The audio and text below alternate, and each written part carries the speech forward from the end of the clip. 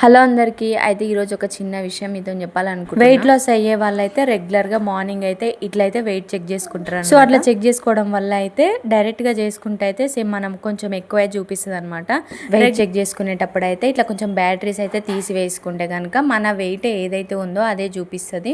ఒకసారి అయితే ఇలా చేసి చూడండి. చూసిరా, ఇప్పుడు నా వెయిట్ అయితే చూపిస్తాను. జీరోస్ అయితే పడినాయి కదా, సో అదైతే నా వెయిట్ అనమాట. ఇప్పుడు వచ్చేదైతే నా వెయిట్. ఇంకోటి ఏంటంటే మనం లేవగానే అయితే వెయిట్ అయితే చూసుకోవద్దు.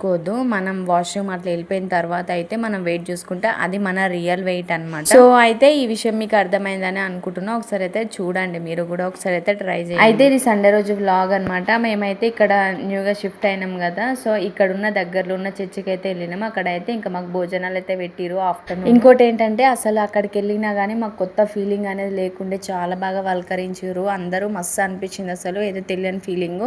ఇంకా మేమైతే ఇంకా కొంచెం డిమార్ట్ దగ్గరికి అయితే వెళ్ళి కొన్ని చిన్న కప్స్ అయితే చూసి తీసుకొని కూడా వచ్చినాము. బాగా అనిపించింది. ఇంకా అట్లనే వస్తూ కూడా కొంచెం మార్కెట్ అయితే చేసుకొని వచ్చినాం అనమాట. ఇక్కడ ఏంటంటే కూరగాయలు ఉన్నాయి కానీ అంత ఫ్రెష్గా అయితే అనిపిస్తలేవు. ఎంతకైనా మార్కెట్లో తీసుకుంటేనే బాగా అనిపించింది. ఇంతవరకు చూసిరు, చిన్న లైక్ ఇవ్వండి.